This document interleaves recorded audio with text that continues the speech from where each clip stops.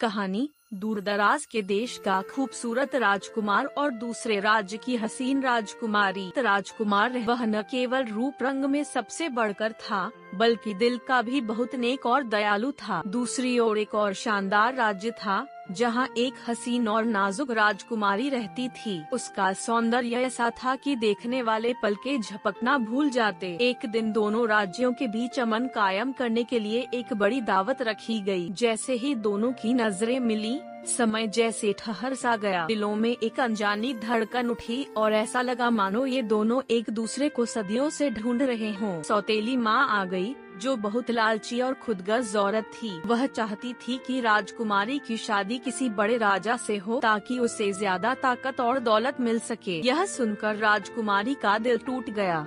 वह अपने कमरे में जाकर रोने लगी। उधर राजकुमार भी गमगीन हुआ, लेकिन उसने हिम्मत नहीं हारी। उसने सौतेली माँ की हर चाल और साजिश को अपनी अक्ल, बहादुरी और नेक नियति से नाकाम बना दिया। राजा ने सबके सामने ऐलान किया, मेरी बेटी की शादी उसी राजकुमार से होगी जिसने अपनी बहादुरी, वफादारी और सच्ची मोहब्बत का सबूत दिया है।